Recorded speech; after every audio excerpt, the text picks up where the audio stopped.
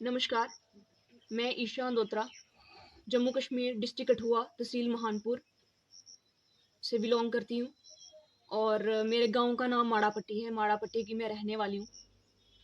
आज मुझे आप सब लोगों की सपोर्ट की ज़रूरत है। मुझे आप लोगों को कुछ बताना है।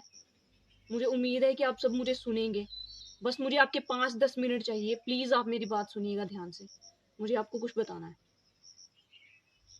हमारे साथ हुआ कुछ ऐसा कि हमारी ज़मीन थी हमारे गांव के चौक पे।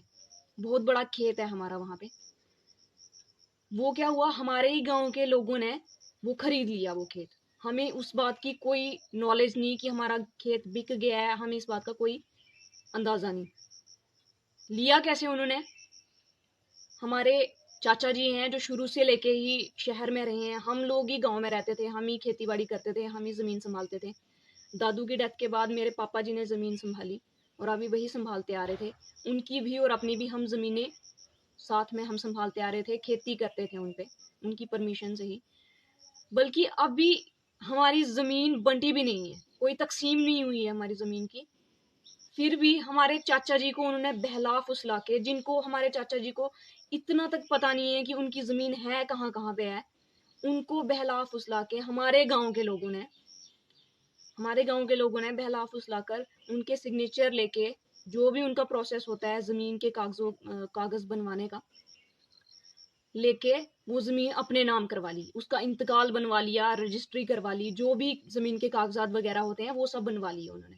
और हमें खबर तक नहीं, ना चाचा जी ने हमें बताया और ना ही हमारे गांव के इन लोगों ने हमें बताया।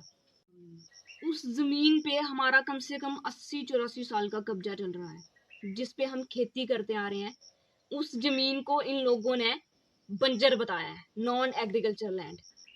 यहाँ पे रहने वाला हर आदमी जानता है कि वो जमीन पे खेती हम लोग करते हैं। उसको नॉन एग्रीकल्चर लैंड समझ के इन्होंने उसको अपना बना लिया। अंदरों अंदर इन्होंने कागज जितने भी हैं वो बनवाए और जमीनें इनकी होगी। और हमें उस दिन पता चला जिस दिन इन्होंने यहाँ पे मटेरियल फेंका। और ये गंदा काम जो किया है, ये किसने किया? हमारे गांव के बड़े सोशल वर्कर बनते हैं पंडित मनसा राम जी। वो पंडित मनसा राम जी ने ये काम किया। लोगों की जमीनें हड़पना शुरू की हैं। अब उन्होंने लोगों की जमीनें लेना शुरू कर दी हैं। 3 बेटे हैं उनके। जो उनका बीच वाला बेटा है वो गरदौर लगा हुआ है। पावर देखिए, पावर का मिसयूज देखिए। वो गरदौर लगा हुआ है। उस बंदे ने सारे कागज बनवाए, कैसे भी करके हमें नहीं पता उसने रेवेन्यू डिपार्टमेंट के किन किन लोगों के साथ मिलके ये कागज बनवाए। हमें इस बात का कोई नॉलेज नहीं है, हमें कोई पता नहीं। हम भी इसी गांव में रहते थे और चोरी चोरी ये सारा काम करके जब जमीनें अपने नाम होगी, इनको लगा कि अब हम पे कोई ऑब्जेक्शन करने वाला नहीं है, ये लोग मर गए हैं, ये ऐसे बेकार लोग हैं, ये बोल नहीं सकते, हमारे पास पावर है, तो इन्होंने अपने नाम वो जमीन करवा ली। पटवारी साहब के हम तहसील के गए, हम नहीं हारे वहां पे। हम तहसील के गए, दफ्तरों के गए, कोर्ट तक गए। हम पटवारी साहब के गए, हम तहसीलदार के साहब गए कि आप आओ और हमें बताओ कि यहाँ पे किसका कितना हिस्सा था और आपने जमीन बेची कैसे। अब आप लोग ये मुझे बताओगे कि जब जमीनें बिकती हैं तो जमीनें बिकने से पहले नापी जाती हैं कि नहीं नापी जाती हैं? पहले आप मुझे ये बात बताइए। हमारी जमीन नापने के लिए यहाँ कोई नहीं आया, कोई पटवारी नहीं आया। और ये हमारे महानपुर तहसील के श्रेष्ठ पटवारी श्री बोधराज जी यहाँ पे आते हैं हमारी एप्लीकेशन देने के बाद। और जब हम उनसे सिर्फ ये सवाल करते हैं कि पटवारी साहब, जब आप हमारी जमीन पे आए थे कि आप ये बता दीजिए कि आपने कहाँ कहाँ पे निशान लगाए थे कि कितनी जमीन जो है वो बिक गई है और कितनी जमीन जो है हमारे हिस्से में आई है। वो बंदा इस बात का जवाब नहीं दे पाया और उसने स्कूटी घुमाई और वो निकल गया यहाँ से। अब आप बताइए इसमें किसका कसूर है? किसका कसूर है इसमें? ये सारे जितने भी रेवेन्यू डिपार्टमेंट के लोग इसमें मिले हुए हैं ना, जिन्होंने हमें दबाने की कोशिश की, हमारी आवाज दबाने की कोशिश की, जितने भी मिले हुए हैं ना, मैं चाहती हूं कि उन उन सबके ऊपर कार्रवाई हो। सारा जो हमारी जमीन का जितना भी मसला हुआ है उसकी सारी की वेरिफिकेशन हो। हमें भी पता चले कि यार हमारी जमीनें घर बैठे कैसे बिक गई। पटवारी साहब जी, जब जमीनें दी जाती है ना, उनका नक्शा बनाया जाता है, घर पे बुलाया जाता है, जमीन के जितने भी हिस्सेदार होते हैं ना, सभी को इकट्ठा किया जाता है, सभी की रजामंदी से जमीनें बिकती हैं। इन्होंने किसी को नहीं बुलाया, किसी को नहीं बुलाया। मेरी मोदी साहब जी से रिक्वेस्ट है कि मोदी साहब जी, माना कि कोरोना चल रहा है हमारे देश में, सब काम ऑनलाइन हो रहे हैं, पर क्या अब हम जमीनें भी हमारी ऑनलाइन बिक जाएंगी और हम घर पे बैठे रहेंगे? ये ऑनलाइन ही सारा काम करवा देंगे। ये तो आप बड़ा अच्छा मजाक ले रहे हो माड़े बंदों का, ये बहुत अच्छा कर रहे हो आप, हम जैसे आम लोगों का, गरीब लोगों का ये ऐसे हक हमारे छीने जा रहे हैं। मोदी साहब जी, एलजी साहब जी, आपसे रिक्वेस्ट है मेरी कि बचा लीजिए। ये जम्मू कश्मीर के रेवेन्यू डिपार्टमेंट में ये सब हो रहा है। ऐसे गरीब और बेसहारा लोगों की जमीनें ऐसे जा रही हैं जो बेचारे कुछ बोल नहीं सकते। खेती बाड़ी हमारा सहारा थी, जमीन ही हमारा सहारा थी जो भी थी, और आज हमारी जमीन बिक गई। उनका दिल क्या बोलता है? जिन्होंने सोने की तरह अपनी जमीनें बचा बचा के रखी हुई हैं, उनका दिल क्या बोलता है जब अंदरों अंदर आपकी जमीन कोई ले जाता है? वो कैसे जिएंगे, किसके सहारे जिएंगे वो? हम 2 बेटियां घर की बड़ी हैं, हम अपनी प्रोफेशन में भी स्ट्रगल कर रहे हैं। मैं कभी नहीं चाहती थी कि अपनी पर्सनल लाइफ के बारे में मैं आप सब लोगों को बताऊं, पर आज इन लोगों ने हद कर दी है हम पे। इतना इन्होंने अत्याचार करना शुरू कर दिया है, जो हमारे लिए बोलता है कि नहीं भाई, ये लोग देखभाल करते थे, आपने कैसे जमीनें अपने नाम करवा ली। ये उन लोगों के खिलाफ भी पर्चे दे रहे हैं पुलिस चौकियों में जाके, उन लोगों को भी भड़का रहे हैं, उनका भी मनोबल तोड़ रहे हैं, धमकियां देते हैं हमें कि चलो ये तो चलेगी, अपनी बाकी जमीनें भी संभाल लो, वो भी ऐसे ही चली जाएंगी अंदर अंदर। ये हमें धमकियां देते हैं, एक हमें ऐसे गरीब लोग समझ के, छोटा लोग समझ के हमें धमकियां देते हैं। जिस जमीन का हमें इतना सहारा था, वो आज हमारी आंखों के सामने ऐसे जा रही है, तो क्या हम लोग बोलेंगे नहीं?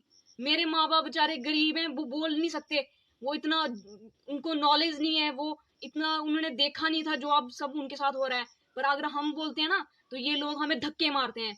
कल मेरी मम्मा जब वहां गए हम उनको रोकने के लिए, तो इन्होंने मेरी मम्मा को धक्का दिया, मेरी मम्मा वहां बेहोश होगी। अगर कल को मेरे माँ बाप को कुछ हो जाता है, तो इसका जिम्मेवार कौन होगा? इसका जिम्मेवार आपकी सरकार होगी सारी, क्योंकि हम जैसे लोगों के साथ ऐसा हो रहा है। जिनका सहारा ही जमीन है, उनसे जमीनें छीनी जा रही हैं। ये अमीर लोगों की धौंस है, ये आके हम पे अत्याचार करते हैं। हिसाब लगाओ आप। हमने फिर भी हार नहीं मानी, हमने बिल्कुल हार नहीं मानी। हम हर दफ्तर गए, हम तहसीलों तक गए, हम दफ्तरों तक गए, पुलिस चौकियों तक गए, कोर्ट तक गए। अब हमारा केस चल रहा है कोर्ट में, केस चल रहा है, कार्रवाई चल रही है। जब कार्रवाई चल रही होती है, ना जमीन हमारी है, ना जमीन खरीदने वालों की है, किसी की जमीन नहीं है। हमने स्टे लगवाया कोर्ट का। आप सुनिए, ध्यान से सुनिएगा। हमने कोर्ट का स्टे लगवाया, और इन लोगों ने क्या किया, कभी यहाँ पे कील ठोक के जाते हैं, कभी यहाँ पे, कल क्या किया इन्होंने, जो हमने फेंसिंग की हुई थी अपनी जमीन को, जिसको हम बाड़ बोलते हैं डोगरी में, वो बाड़ हमारा इन्होंने उखाड़ दिया और वहां पे अपना देने लगे, अपना बाड़ वगैरह देने लगे। जब हमने उनको रोका, तो ये डंडे और वो कुछ कुछ लेके हमारे ऊपर चढ़ गए। मेरी मम्मा को धक्का दे दिया, मेरी मम्मा बेहोश हो गए। ये हिसाब इनका चल रहा है। स्टे लगने के बावजूद भी जबरदस्ती जमीन पे कब्जा करना चाहते हैं। यार आप कम से कम फैसला तो होने दीजिए। अगर आपको किस बात का डर है? हम जैसे लोगों का क्यों मजाक बना रहे हो यार आप लोग? मेरी एलजी साहब जी से रिक्वेस्ट है, मोदी साहब जी से रिक्वेस्ट है, मैंने आज बड़ी हिम्मत के साथ ये वीडियो बनाई है। हम गरीब और शरीफ लोग हैं सर, कानून सारे ये तोड़ रहे हैं स्टे लगने के बावजूद भी, और पर्चे हम पे दे रहे हैं कि हम इनके साथ गलत कर रहे हैं। जब आगे कोई काम करना होता है, तो अपने बुजुर्गों को आगे भेजते हैं कि उनको कुछ हो जाए तो हम पे ये ब्लेम करें कि हमारी वजह से इनके बुजुर्गों को कुछ हो गया। कैसी कैसी गंदी सोच लेके ये लोग हमारे साथ ये मजाक कर रहे हैं, कैसी कैसी गंदी सोच है। मेरी आप सबसे रिक्वेस्ट है मोदी साहब जी, जम्मू कश्मीर के रेवेन्यू डिपार्टमेंट में ये सब चल रहा है, इसे रोक लीजिए, नहीं तो एक दिन ऐसे ही शरीफ और गरीब लोगों की जमीनें अंदरों अंदर अमीरों के नाम हो जाएंगी और किसी को कुछ पता नहीं चलेगा, क्योंकि ये सारे मिले हुए हैं। पटवारी गरदौर, ये इनके घर का बेटा जो है पटवारी गरदौर लगे हुए हैं अभी, राजेंद्र कुमार, हमसे बोलता है मैंने इन लोगों को फड़कने का टाइम दिया हुआ है, जितना फड़कना है फड़क लो, ये जमीन हमारी है। वो हमें ऐसे बोलते हैं। वो जमीन 420 में सारा काम हुआ है सर। हमारा जवाब देने वाला कोई नहीं है। अगर हम किसी से सवाल पूछते हैं ना कि ये जमीन उनके कागज उनके नाम हो गए, इंतकाल उनके नाम हो गए, हम सिर्फ एक जवाब पूछते हैं कि उनके नाम हुए कैसे। हमारी बिना इन्वॉल्वमेंट के, हमारी विटनेस के बिना, हमारे सिग्नेचर के बिना, हमारी सलाह के बिना हमारी जमीन कैसे उनके नाम होगी। सर प्लीज, आज बड़ी हिम्मत के साथ मैंने ये वीडियो बनाई है। पहले भी मैं 2-4 बार वीडियो बना चुकी थी पर मैं नहीं डाल पाई, पर आज मैंने बड़ी हिम्मत से वीडियो बनाई है। सर मुझे आपसे उम्मीद है, मेरी रिक्वेस्ट है मोदी साहब जी से, एलजी साहब जी से, हमारे जम्मू कश्मीर के सभी पॉलिटिकल लीडर से, और जम्मू कश्मीर की सारी मीडिया से मेरी रिक्वेस्ट है, सारी मीडिया से, सभी आर्टिस्टों से मेरी रिक्वेस्ट है कि आप इस वीडियो को ज़्यादा से ज़्यादा शेयर कीजिए ताकि ये वीडियो मेरी एलजी साहब तक पहुंचे, मोदी साहब तक पहुंचे और उनको पता चले कि जम्मू कश्मीर में ऐसा सब कुछ हो रहा है। उनको पता चले कि ऐसा सब कुछ हो रहा है। यहाँ पे गरीब लोगों के, शरीफ लोगों के हक मारे जा रहे हैं। प्लीज हमारी मदद कीजिए और हमारा इंसाफ कीजिए। ये लोग नहीं हमें जीने दे रहे। 1 महीना हो गया इस बात को, मैं अगर आपको बताऊं सच, 1 महीना हो गया इस बात को, और हर रोज ये लोग पंगे करते हैं वहां के, और हमें इनका सामना करना पड़ता है। ना हम चैन से खा पा रहे हैं, ना हम चैन से सो पा रहे हैं। ये हाल है हमारा। हम आर्टिस्ट हैं इस जम्मू कश्मीर के, इतना नाम मैंने इस इलाके का रोशन किया, पर आज यहाँ कोई पूछने वाला नहीं है, कोई ये बात नहीं मानता। पर आज मेरी आप सबसे रिक्वेस्ट है कि प्लीज प्लीज हमारा इंसाफ कीजिए। आज आज हमारा एक खेत किसी के नाम हो गया है, कल को हमारी पूरी जमीन हो जाएगी तो हम कहाँ जाएंगे? क्या सहारा होगा हमारा? मेरी रिक्वेस्ट है आपसे एलजी साहब, मेरी कठुआ की मीडिया से सारी रिक्वेस्ट है, मेरी जम्मू की मीडिया से रिक्वेस्ट है, मेरी डीसी साहब से रिक्वेस्ट है, एसएसपी साहब से रिक्वेस्ट है कि हमारे इस केस की पूरी अच्छी तरह से वेरिफिकेशन की जाए, पूरी तरह तफ्तीश की जाए, ताकि दूध का दूध और पानी का पानी हो। अगर मैंने भावना में बह के कोई आगे पीछे बात करती हूँ तो उसके लिए मैं माफी चाहती हूँ, पर मेरा सिर्फ यही है कि हमें इंसाफ चाहिए। प्लीज हमारी मदद कीजिए, प्लीज हमारी मदद कीजिए, क्योंकि जिनकी जमीनें जाती है ना, जो जिम्मेदार लोग हैं ना हमारी तरह, वो मेरा दुख जरूर समझेंगे। जिन्होंने अपनी जमीनें सोने की तरह रखी होती है ना, वो मेरा दुख जरूर समझेंगे। आप प्लीज मेरी मदद कीजिए। बहुत बहुत धन्यवाद आपका सबका।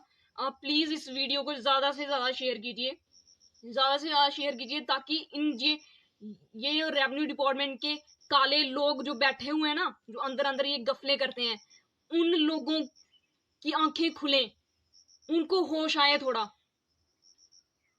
प्लीज प्लीज हमारा इंसाफ कीजिए।